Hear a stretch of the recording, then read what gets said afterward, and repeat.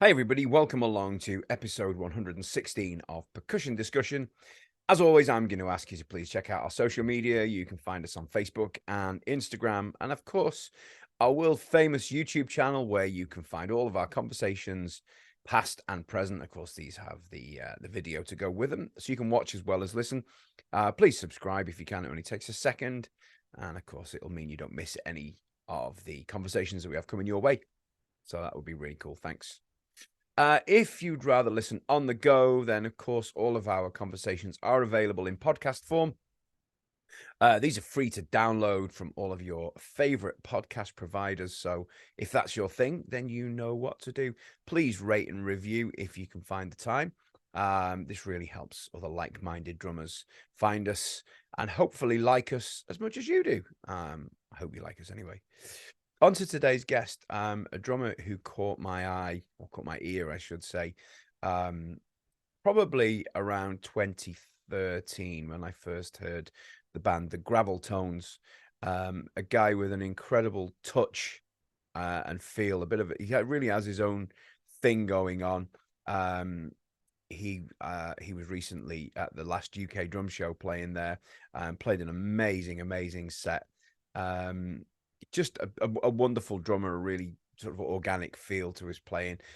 He's played for lots of different people over the last few years. There's lots of sessions.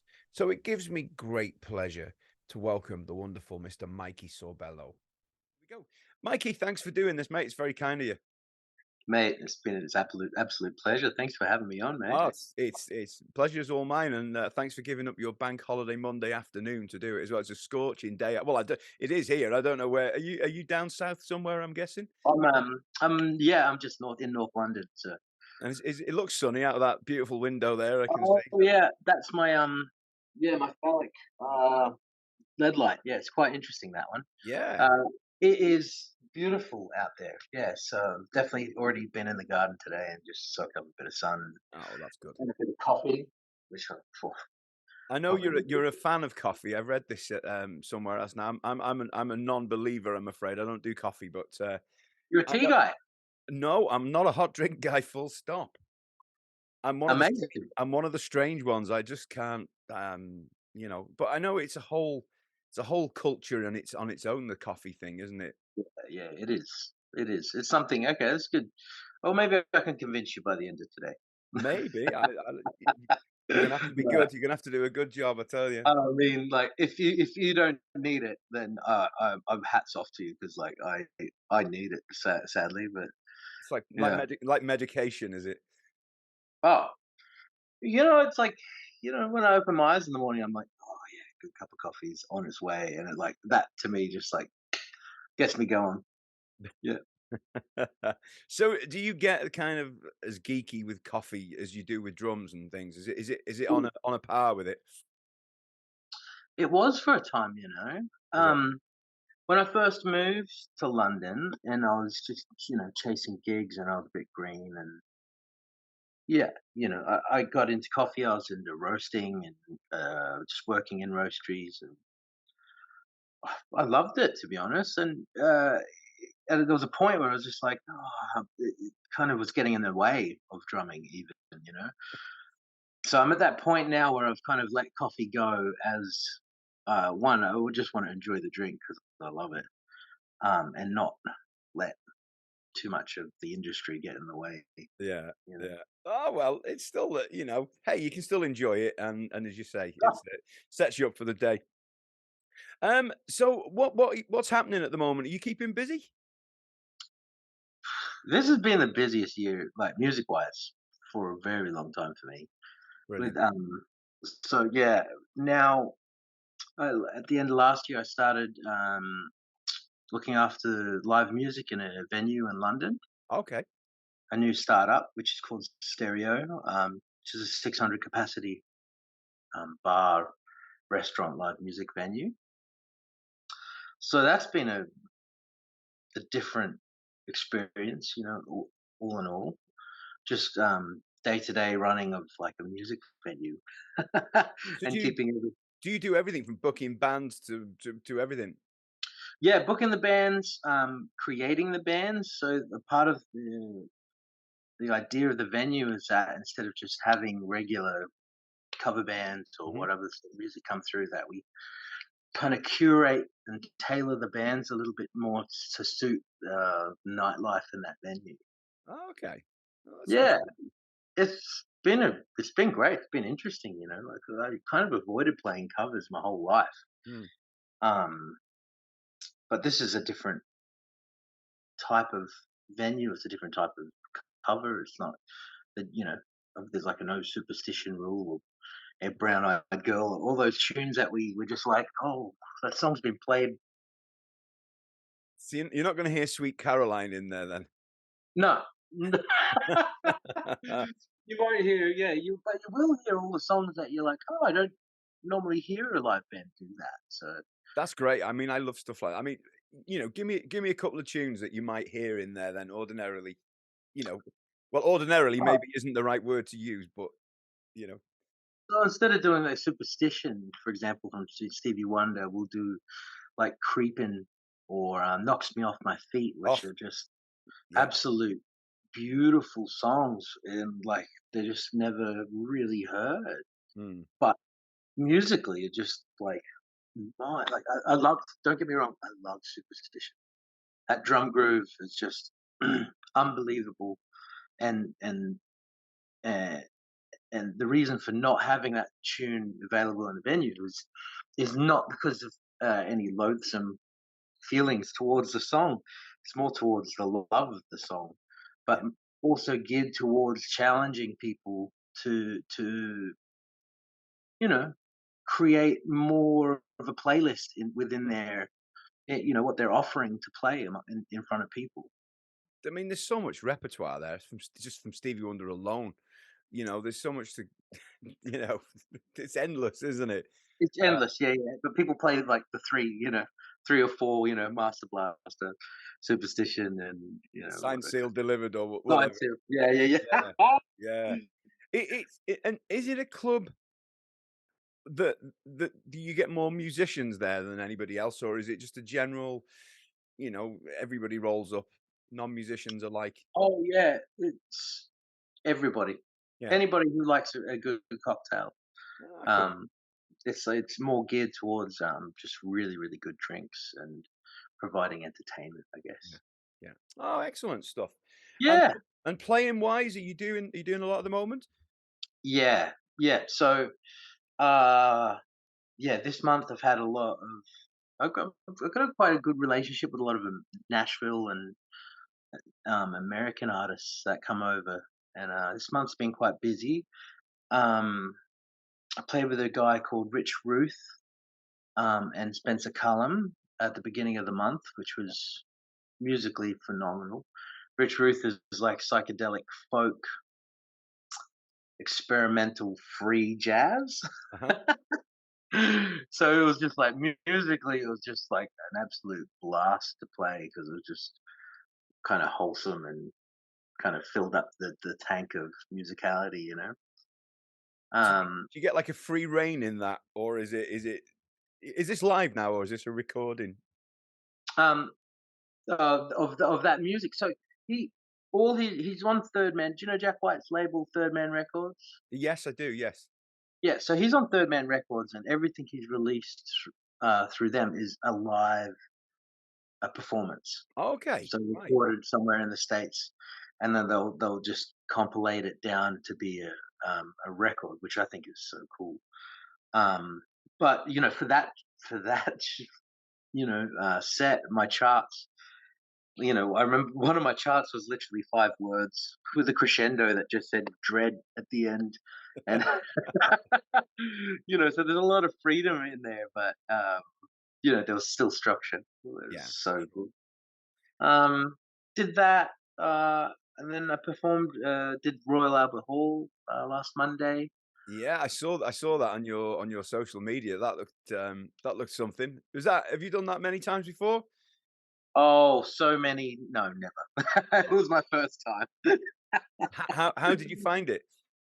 Oh, it was phenomenal. Mm, Just having my drums set up on that stage, and I was playing with an artist called Peter One, who's Nashville-based Sierra Leonean Mhm. artist, and he moved to Nashville 30 odd years ago to kind of pursue music more, and then ended up becoming a nurse. And now Oh, that he's in his 65, just signed a record deal wow.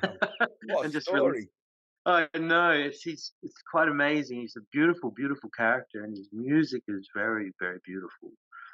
He's got lots of stories, like really heartbreaking stories, but he makes them all quite beautiful. Mm. Um, so the drumming wise was everything was super quiet and really ambient, and using a lot of different weird brushes and mallets and shakers, etc. So it was really nice to hear the acoustics of that room, Oh, yeah. and I got to start the show just with a dirty old drum groove. So I got to hear the drums just echo through that place, and it's pretty magical. It's pretty special in there, isn't it? It Uh, is, yeah. I'm lucky enough to have done it a few times, not in a pop or rock setting, in a more in a brass band thing, but, Oh um, wow. I remember the strange thing. Doesn't have wings like your traditional theatre, does it? You come in from the back of it almost, don't you? You look straight out, it's like, "Oh." Yeah, yeah, yeah. Kind of almost like yeah. Uh, what's it in Rome? You know, the Yeah, like the amphitheater, Colosseum, the yeah. Colosseum. Yeah, like Yeah, you you going up to can't fight. you can't not look out and go, "This is this is a fair old cave." Acoustically, it's beautiful, it really is, isn't it? Oh, I loved it. Yeah, Yeah. And that absolutely. looked an interesting, and rather lovely set of drums you were using on that gig as well. Oh, thank you, man. Yeah, that's one of my. That's my baby. Obviously, it was a Yamaha kit, I could tell you, but I couldn't tell you much more than that from the pictures. I was trying to work it out, but, Yeah, you don't see many of them pop up. So that's like a pre-recording custom. I'd say it'd be 1970 to 1972 sort of right, era. It's so called early. it's called a YD 650, Right.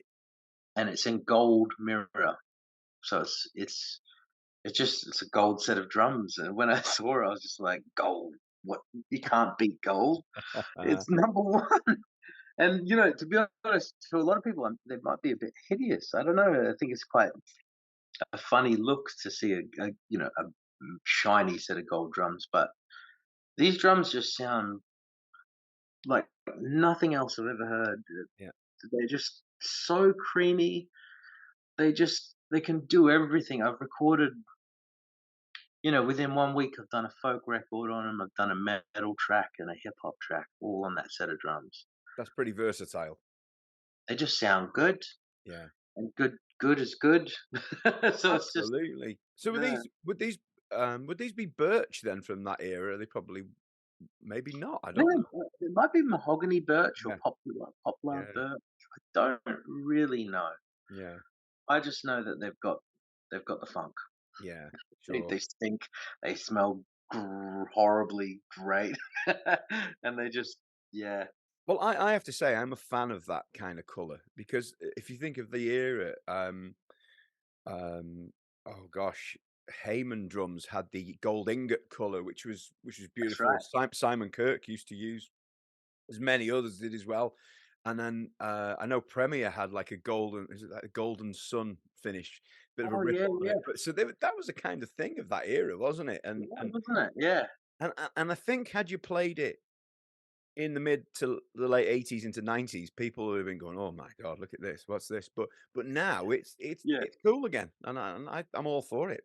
And Uh, I'm glad those drums still exist and haven't been butchered and recovered and sprayed and whatever else you can do to them. yes.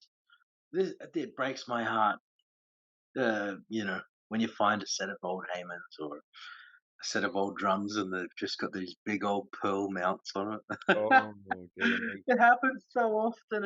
Yeah. It's like it breaks my heart. I remember my drum teacher in Australia, who's an old Canadian fella. He had a beautiful set of Camcos that he did it himself. He put the pearl mounts on. And it just makes me think. I was just like, oh You may as well no, just set fire to yeah, $2,000 there. Just burn it. Exactly. Yeah, Pearl have a lot. Pearl make beautiful drums, They not do. dissing Pearl. But they do have a lot to answer for all those mounts that got drilled into some toms. Yeah. I think, and well, I hope to think that people have kind of wisened up to doing things like that these days when they realise the value, especially in Camco, which they're like hen's teeth, aren't they? They're pretty Yeah. scarce. Yeah. You'd like to think they go, well, no, maybe I shouldn't drill through it and stick a pearl L arm through it, you know? Just right into the center of that drum. Just Yeah, thankfully, most companies now don't really do that, do they? They don't go into shells and I think there's enough information now that people can go, oh, you can just put the tom on a snare stand. yeah. Or put a rims mount on it. Do whatever you need to do, but Oh, exactly. don't Yeah, yeah, change anything. There's yeah. this. I saw a friend of mine. He was selling. Oh gosh, it was a Ludwig something or other. I forget what it was, and it was a beautiful '60s kit, and I had the pearl tom mount, and it just oh, I just couldn't bring Oh, myself. Yeah, yeah. It's like it sticks out like a sore thumb, doesn't it? yeah, Yeah, yeah. But that doesn't make sense. no, it's kind of '60s and '90s blended in. The two don't go hand in hand, but hey, Yeah. there we go. I could talk for hours about how sad that, and I'm sure everyone's the same when they see these vintage things that have been butchered, and or we took the original wrap off and redid it in something else. It's like, oh dear, Yeah. yeah. Yeah, a friend of mine found a kit recently, actually, a nice old Premier, and yeah, it was in silver. He discovered that it was actually silver underneath, or there Oh, was like somebody had wrapped it in black, but it was actually silver sparkle underneath, and just had to peel it away, and beautiful. beautiful kind of silver sparkle drum. Yeah, that's it doesn't get any better than that, does it? Oh, I I know, like not the colors matter. It's all about that. the No, time. no, But no. It helps though, doesn't it? It helps. totally helps, If man. it's easy on the eye, because I know you play, you have the recording custom, but is it the seafoam green Seafoam or green. whatever, surf green or whatever it's called? I don't know. Yes, either one. Yeah, seafoam, sea surf green. Yeah, Yeah, yeah, that's it. I love that. I remember the first time I saw that color, and I was absolutely blown away by it. It just looks beautiful, doesn't it? Yeah, the first time I saw it, I thought that was the ugliest thing I've ever seen, and then I slept on it and woke up, I'm like, "Actually, no, that I need that kit." Yeah. Yeah, it does. I'm not really one for bright colors, but that just has something a bit special about it. And lots of companies have kind of, I don't want to use the word copied, but they've copied it. They jumped on board. Yeah, yeah, yeah. Well, Yeah, as it happens, that's the way it is with oh, any color or finish, isn't it? Somebody will do something similar, shall we say? yeah, Um, absolutely. but that color, I remember that I've been very tempted a few times to get it. Not only are they great drums, but just for the just for the great color that goes with it. But yeah, They they really are great drums. I think at first, 'cause I'd not really had another birch kit like that for a while, and I got the big, like, it's big 24, mm, 14 kick and 14 by 12 rack and 16 and 18 top floors. At first, because I was mainly playing live and I put the wood hoops on it, mm, and the wood hoops really dry up the toms, and, it was just a different beast to when I first kinda jumped on it from the other kits that I've had. mm, And it took me a little while to get used to it, but they are actually really, they project and they're quite aggressive, but they're really dry as well. mm, And then in the studio, it's just they're just so at home in the studio. mm. Like the toms, I can drop down like so low, it's ridiculous. And they just, acoustic, you'd be like, oh yeah, that's all right. And then under the mics, you're like, oh, that's the sound. Yeah. Yeah, Because do you use the? I think I've got this right. Use the black dots heads. I do most of the time. Yeah. Yeah. Um, Which is I think it's a bit of a Marmite head, that isn't it? You either like it or you don't, because there's a yeah. lot of attack there, isn't there, with a head like that? Yeah, yeah. absolute those they're Marmite, yeah, Vegemite, me. Oh, I Sorry. wasn't a fan. Yeah, look, they are. You know what? I with everything about drumming, I kind of like to wrestle things. I've always liked a little bit of struggle. Probably why I set my drums up a bit backwards and a bit bizarre. But with those heads, I kind of enjoy the struggle of some of the overtones because sometimes you'll get some bizarre things, just some bizarre frequencies when you're playing with your tuning. You're like, well, that doesn't sound good. But what what I've learned is that uh, good doesn't mean wrong, No, no. or bad doesn't mean wrong, and good doesn't mean right in every occasion, especially when you're trying to record for a song and you're trying to create something unique. And sometimes you might want a rack tom to really just be really low but quite open, and a floor tom to be really dead or something like that. Uh, those heads kind of opened up a bit of a beautiful can of worms for me to just kind of discover new ideas and how to get different sounds. And even on the kick drum, for example, having it on the bass drum is just it's not conventional. It's not like sticking a PS3 on Hmm. and going boof. It goes boof. Great. Yeah, you're Uh, not making life easy for yourself, are you, basically? yeah, no, I don't like easy. It's I kind of like to struggle and figure things out and like, can I make that work on my kick drum? And right now, I have it on the kick drum, and it's amazing. Hmm. I love it. Yeah, it's like, it's like having a car without ABS and without all the other things that pretty much drive it forward. You wanna drive the car itself and see what it's like. Spot on. Yeah, it's like that, isn't it? Mm, yeah. Yeah, I always go for the easy option. It sounds good, just stick it on and it does what it does. I think Yeah, yeah, yeah, yeah. I'm just lazy, Mikey, that's what it No, no, is. it's not. I wouldn't say it's not lazy because, like, I have my other kits, and like, for that gold kit, for example, I'll always have a coded P3 on the kick, PS3 on the kick, and coded emperors on the toms, and Yeah, coded ambassadors on the bottom. It's just like instant that just warmth. works no Yeah. matter what. No matter what, it just always works. Mm. Um, but yeah, then I like to every now and then throw an ambassador on a kick drum and make it go boing, and it's great. Well, I put on a masterclass with Steve White up here in North Wales, and he's another black dot guy. Uses them on everything apart from the snare, and he makes them sound magnificent as well. And I think I sat on his kit, and they sounded dreadful when I played it. So I think it's also a lot to do with these, isn't it? Yeah, let's be honest. Absolutely. I just couldn't make it. I couldn't do anything with it, but he made it sound like $1,000,000. So yeah. Yeah. No, no, it is a. I think that's what I also like about it too. Is yeah, the way we hit and the way we play manipulates sound. Everybody sounds different on a Mm, set of drums, yeah. and so when it's harder to make things sound good, it makes you kind of work more or discover a new way of hitting the drum to Mm. pull the sound out. Wow, that to me is where it's at. It's magic. Making music, isn't it? That's what it is pretty much. Yeah. And I mean, let's talk about your slightly unconventional Mm, setup, to say the least. It's a bit I don't know how to quite describe it. I'll try and put a yeah. picture up of the kit if anybody's watching on YouTube who perhaps it hasn't seen your drum set. Obviously you're a traditional grip player, Hmm. and it's obviously a lot to do with that, but you wouldn't want to do a kit share with you, would you, if you were a regular Yeah, not master many grip, people. Not right many hand? people.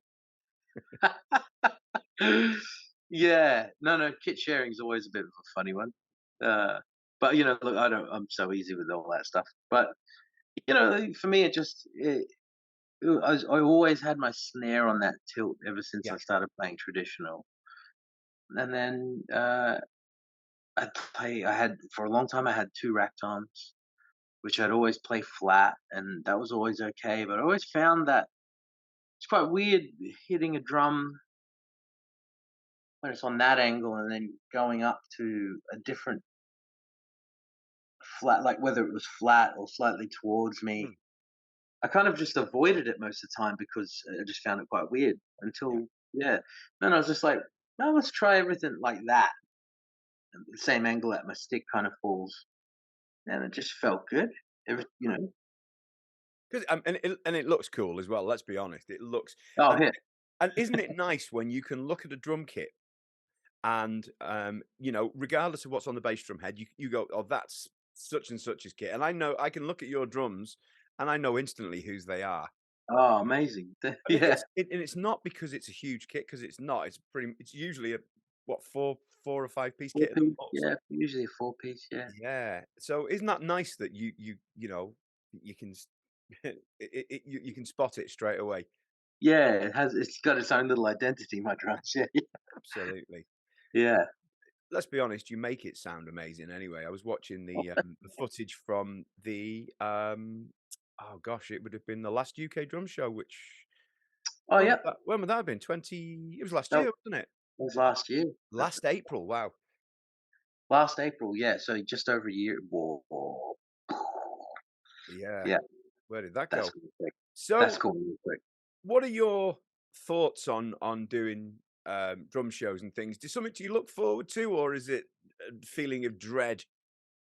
Mate, like I just find it the fact that I get asked to do some of them just the biggest honor. Yeah. The fact that anybody would want to see me or want to listen to me if I'm going to talk about my ideas or anything like that, it just blows my mind. So Hmm. for one, it's a massive honor um, to to be asked and to represent some of the companies that I work with, because I've worked with all these companies for so long. It initially, it's never dread. It's more like, yeah, awesome, kick up the ass. I need to go practice. I'll hit my pad a little bit more. I'll get a bit creative and try and figure out what I might perform or what I might talk about. Um, for that UK drum show, for example, I had the idea to play a few songs, but I wasn't going to do a drum solo. Hmm. But when I walked out on stage, I guess I just didn't know what to do. I didn't know, do I say hello to everybody or do I just play a song? And I just sat on my kit and I was just like, I'm just gonna do what I love.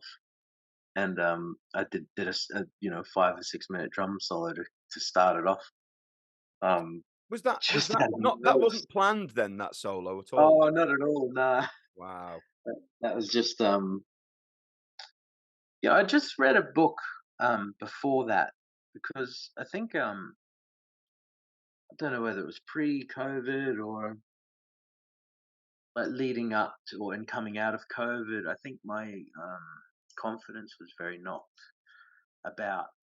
I read a beautiful book called Effortless Mastery, um, which is written by a pianist, and just he kind of that book really helped me get on top of who I am musically and what I want to achieve. And for me, a lot of playing drums, I want to play them as honest as I possibly can, and try and create something unique every time, but not unique for unique's sake, but more unique of like this is what I have inside me and I need to get it out.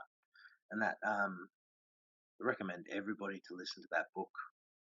So a big part of prepping for the UK drum show wasn't practicing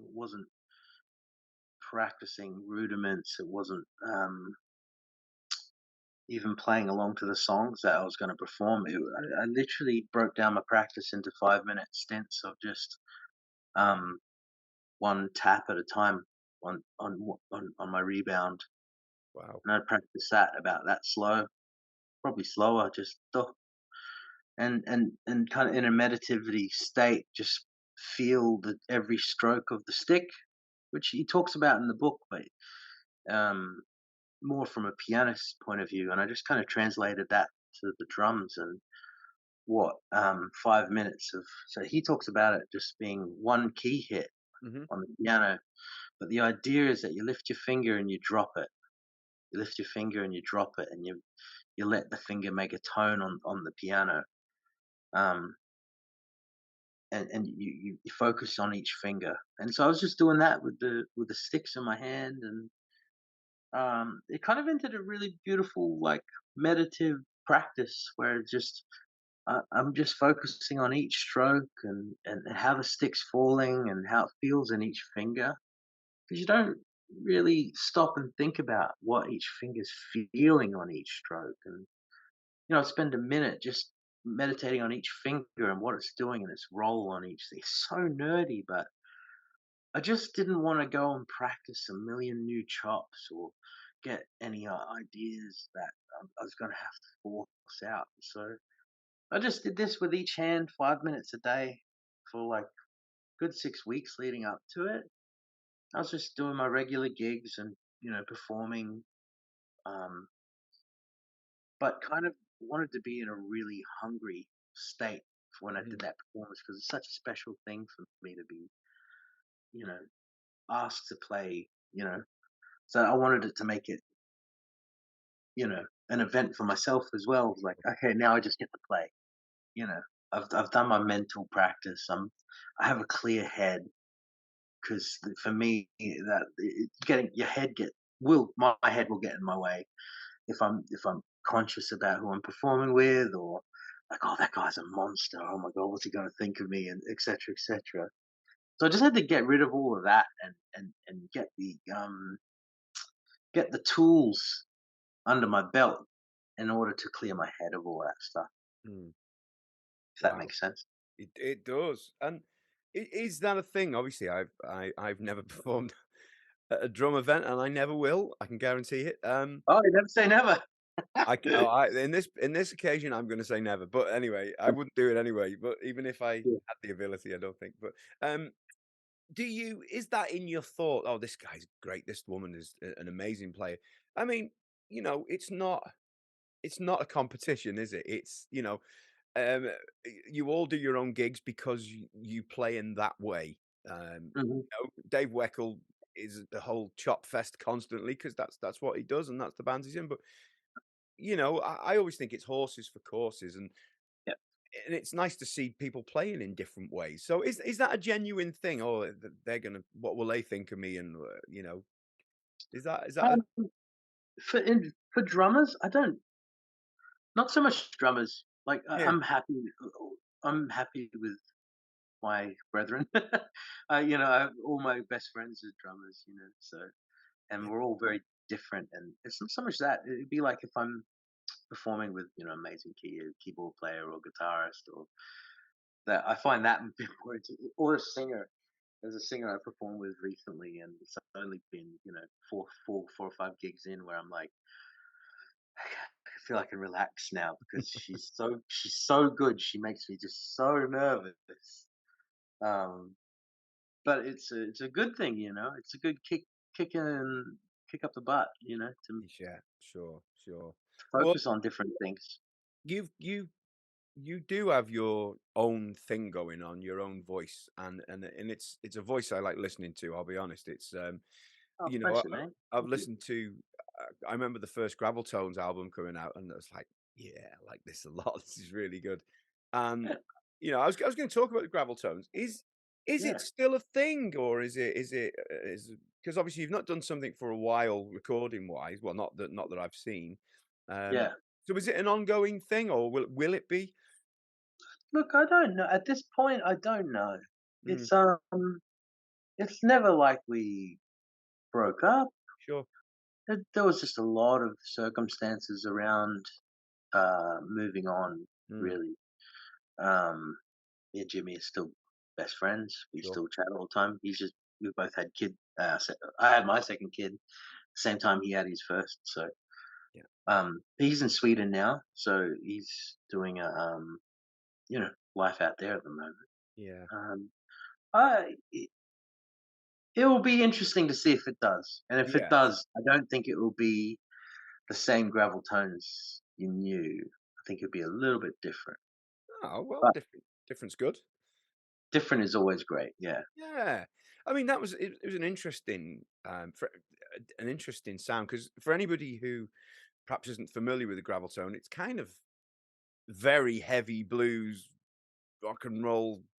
I don't know how to quite describe it really. Yeah. Very heavy blues, maybe. That would be my description of it. I don't know. Yeah. Very heavy blues. Yeah, I like that.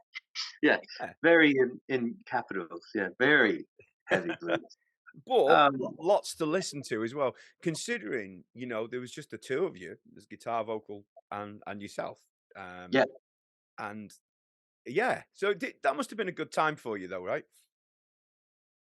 Always a good time. It's nice to have like a photo pop up every now and then. It reminds me of Mm, um just all the we did a lot of gigs. We did a lot of gigs. yeah. Like for example, our number one fan came to 100 shows, Wow, that's a lot. and that's a lot of shows. Yeah. And um, so we would have done, I don't know, at least 500 shows, Mm. at least. And we're Um, talking in a fairly short amount of time here, aren't we? yeah, yeah, Yeah, from 2011 till uh, well, let's say 2013 's when we first dropped that record, yeah, to 2018, yeah, 2000, yeah. So yeah, 5 years. yeah. That's a good number. Um, oh yeah, yeah. I would love to know the exact amount. Yeah. Yeah, It's at least that yeah, because I remember at least doing 200 a year, some years. So it's one of those things that the thing I've learned from that, because I didn't realize that that was going to end or ever finish. Kind of the way it happened is it's a long story, but I was kind of always just left with, oh, I think this is still going to happen, but at the moment, I just had to move on and keep performing and mm, being creative other ways. But yeah, I've learned from that to just live in the moment a little bit more and appreciate everything that you're doing because you don't know when things are going to end. mm. Whether Absolutely. it's the gig or your health or um, there's lots of different things. So Yeah, like at the moment, I'm just trying to really appreciate every little bit and not let things just pass me by. yeah, sure. Yeah. And there was one thing I was going to ask, and that is obviously playing without a bass player. Mm, I'm guessing that opens you up to be able to do a lot more with the bass drum, especially than you perhaps would. You're a bit tied with the bass player. You need to lock in. Not all, yeah. you don't. I've spoken to people who say you don't, but Yeah. I Yeah. like to hear it when bass drum and bass lands together at least Hmm. a few times in a bar. In a bar. Yeah, yeah, Yeah. yeah, yeah. So Some how's what's it like? Because obviously not many people play in a band without a bass player, so it's quite unique. yeah. Well, I always listen to the vocals. Hmm. That's my main point of reference to what I'm going to insert rhythmically. Hmm. So, Jimmy's guitar playing was always quite melodic as well, and quite, I don't know, it was like having a bass player in a way because Yeah, a lot of it's riffs, um, but also kind of freed me up to get a little bit crazy on like the kick drum or most of the time. In the end, like performing live, I always had an open kick drum sound, sure. which was usually two ambassadors, Yeah, with a little felt, but then left really open, so yeah, you'd that hit it depth. again. Yeah. Yeah, but you've got the length of a note Mm, then, and you can manipulate that by doing a dead shot or burying your beater or hitting it open. So sure. I filled up a lot of space with open notes and dead notes and kind of creating uh yeah, a groove within that. Instead of a bass drum going doof, doof, doof, doof, doof, doof, I could go doof, doof, doof, doof, doof, yeah, kind of creating more space and length of notes and values Do and you know what? That's interesting because it's not very often drummers really have to worry about note lengths because, you hit a drum, that's an eighth note. You hit a drum, that's a 16th. You don't do you if you understand what I mean? Whereas with the yeah, length bass of or notes is important, yeah, yeah. yeah, everything's pretty much staccato, isn't it? But Mm, like you said with the bass drum, that's really interesting. Yeah, I like that. I love that, and I love this it's the same with the hi-hat, Yeah. it's one of the only things that we can control the length of an open hi-hat. Mm, That's one thing on the kit that we do have the length of that note, and I really appreciate it when a drummer gets that spot on. yeah, Like, whether it's just opening and then closing on the last 16th note of a beat, or the yeah. first 16th note, or on the 8th, or on the triplet halfway.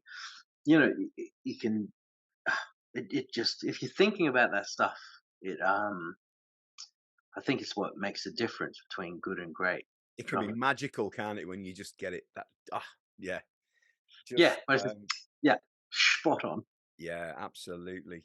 Well, I think what you did with the Graveltones as well, you gave a little bit of hope to maybe young bands out there who there's only 2 or 3 of them out of Mm, choice because they can't find somebody yep, who's bass or who's whatever. And all of a sudden it's like, well, hang on, these can do it with 2, so maybe we can. And I think, yeah. if you don't have a bass player, then is it really the end of the world? You can still go It's out and not. go out and Yeah, make music, can't you? just make music. Yeah, absolutely. For Yeah. us, we couldn't find a bass player initially. We Is that tried, we what had happened? Is that why is that why it was a duo? yeah, yeah, yeah. So our first gig was booked before we even had a rehearsal. Jimmy's a bit of a silver tongue. He can bluff his way into anything, and managed to get a gig at the 100 Club. And he came in down. I met him on the Tuesday. He was like, "I've got a gig on Friday. Will you come and play drums for me?" I'm like, "Yeah, cool. Who's in the band?" And it's like, "The moment it's just me. I'm gonna get a bass player, and we're gonna have rehearsal on Thursday. We'll get a gig on Friday." I'm like, "Yeah, amazing. Cutting a bit short, but let's go." Um, and the bass player didn't rock up, so we're like, "Okay, well, let's just do it, me and you." And he was like, he works in a guitar shop, so he was like, "Oh, I'll just get like an octave pedal and I'll put it through." I'm like, "Yeah, whatever, right, whatever." Um, and then even after our first performance, we are like, "Oh, that's going to be imagine with a bass player." So we kept looking for a bass player, and then after 3 or 6 months, we were just like, "What are we doing? Why are we still trying to get somebody? We're having fun, and that's all that mattered to us. We Of never really wanted to be successful or didn't even course. know what was going on." Was Yeah. there ever any negative reaction to not having a bass player, or did people just accept it and accept it for what it was? Well, I think when people realized how loud we were, like it's a yeah, because we were loud. Yeah. Um, eh, there was never any, the only people that were like, "You guys need a bass player," were bass players. Yeah, generally, I get that. I get that. Yeah. Oh, dear me.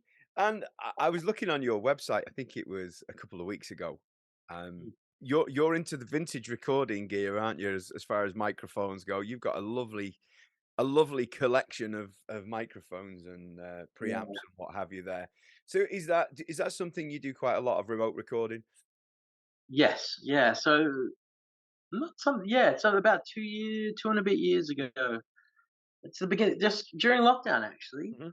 Um, I got a friend of mine who I just done a tour with, left me with a couple of preamps.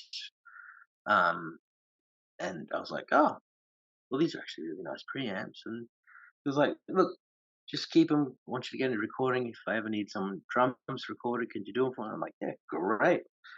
And so I started off very small, and then I got addicted to it very quickly.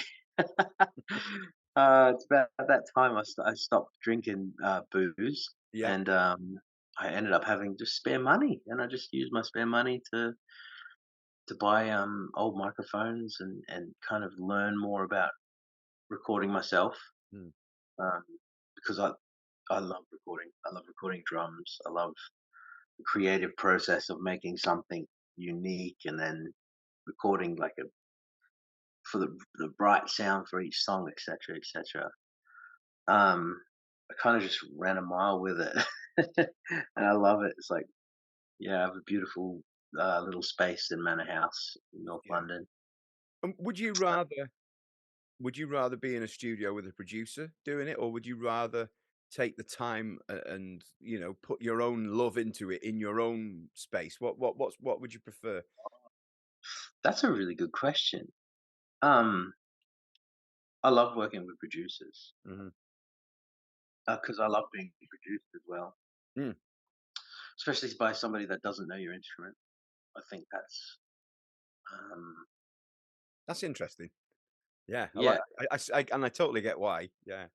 yeah, yeah, because they don't give a shit about what you do or how, or like they don't care what pattern you're doing. They don't care about anything technical. They just care about the song. Yeah. And if you're doing something that's getting in the way of that, they'll pull you up immediately. And I try and do that myself, but nothing beats having somebody do that to Mm, you, sure. or with you. Um, but at the same time, it's kind of nice to just lock myself away in that room and then create something. It's just like, boom, this is what I come up with. Yeah. Usually, most of the artists are quite happy because usually a lot of time I don't know, half the time I'm working directly with an artist, not a producer, Yeah. and then the other half of the time remotely, I'll be working with a producer for their artist, etc. Yeah. Um, but yeah, that answers that question. I do love working with producers because I've learned so much from people. That's that. This is the result I want. Can you get it like this? Yeah. And then you have to like, for example, a big thing I learned from working with a guy. Um, like when you hit a chorus or a bridge or the big part of a song and you're like crashing on a crash. Yeah. That's not ideal for recording. Like hitting a crash like we would live when we hit to a big part of a song actually just kills um, the compression you have on the kick drum, the Yes. snare, the room mics, and everything like that just starts behaving completely differently. Sets everything off.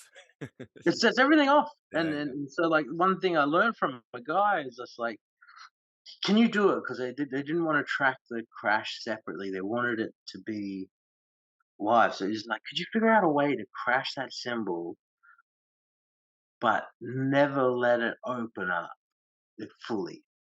So then I started hitting like, holding my thumb out a little bit on the stick and then hitting the cymbal like just above where my thumb is. Okay. Just pushing the cymbal a little bit like that.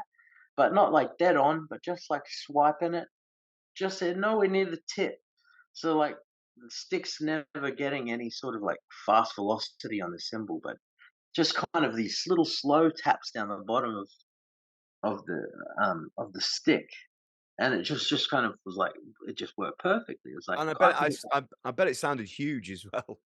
sounded mega Yeah. Yeah. because we had all the compression still running from like the room sounds and the snare just being really nice and tasty big, but then this cymbal exploding just underneath everything, and but still letting the snare come through really nice and loud. And yeah, that's still like that's something that I'm like, wow, I would have never tried to figure that out myself if I didn't have somebody push me like that.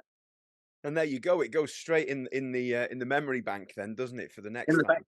It's exactly. it's there and, recording is it's something I wish I'd got more into. It's something I've never done much of, and, I dabble at home, well, in here, but Right. I've I wish I'd done more of it. I really do. But there you go. One of these days, who knows?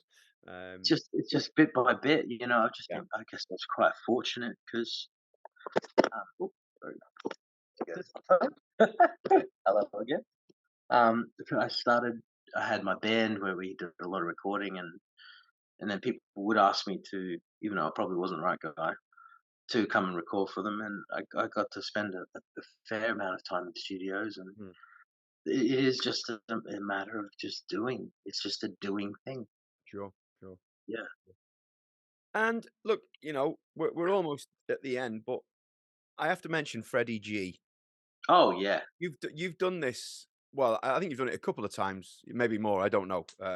yeah, I two or can't three. remember, to be honest. Yeah, Yeah, it's something you I've done enjoy it three. doing.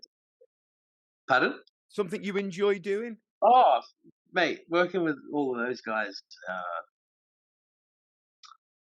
yeah, it's something I absolutely enjoy doing. I remember the first one. I remember being asked to do the first one because I think I'd done a bit of work and I did a clinic with Steve White, Yeah, and Steve's been a big supporter of everything I've done, yeah, and he's the one who's kind of helped me a lot, getting into that style of thing. Um, I love these. The Freddie G camp is just such a. It's like a family. There's no egos. Everybody's super keen to learn. Everybody's super keen to interact with each other and have a good time. yeah. S Yeah, but I'm so looking that's forward to that this. yeah, that's coming up in that's au this August, isn't it, I think? Yeah, yeah. Yeah, The first week of August. Yeah. yeah. So and I guess how many sessions would you do there, Mikey? Would you do, like, a couple of days? Or are you there the whole week? Or I've I never think been, unfortunately. I've always been it's a really busy time for me at that point, so August. I've Yeah, of got course. gigs galore, so, I can never make it, unfortunately. Yeah. Well, even if you come during, because it runs all week, I'm only doing one day, Yeah, and I think you can come and just do a day there mm, as well, which I think is totally worth it. sure. A whole week is, it's something I wish I had when I was younger. It just the friendships I've made there alone, the Sure. ones that I still have today. Um, it's just amazing. It's a vibe. You go away after, even, for me, I only go for one day or stay overnight. I always leave just like ready for more, like, or pumped to just like learn more. Even sitting in when like, oh, who have I snuck in and watched? So many of my favorite drummers, whether it's Ash or Craig, Yeah, Steve.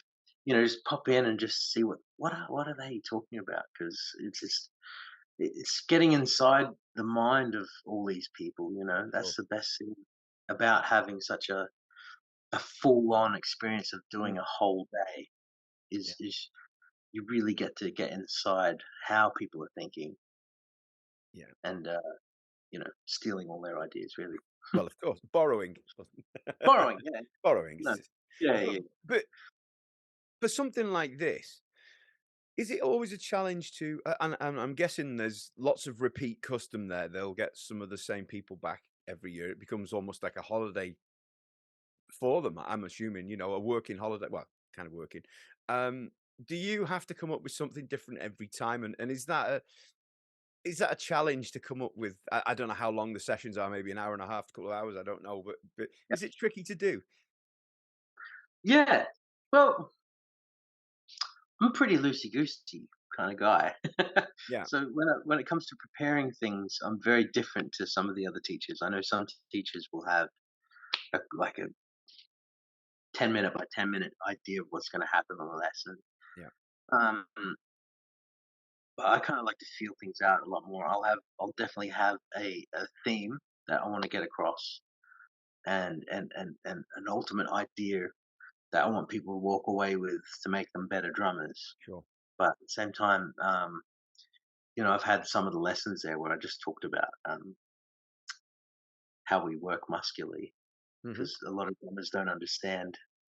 Well, especially people that have problems with their fingers or their Mm, wrists or sore elbows and problems, which I'm very thankful I've never had. But my dad was he's a therapist, and okay. he understands muscles, and I've always grown up with like all these muscle charts. So I've always understood that if I've got a sore shoulder, it's probably because there's something else going on in my back, and I've always known how to relieve any like tension in my arms. So yeah, I just ended up talking a lot about that one session, Yeah, and sure. I think for people that have problems regularly, to be able to relieve that without having to go see someone every couple of weeks and get pissed away. Absolutely.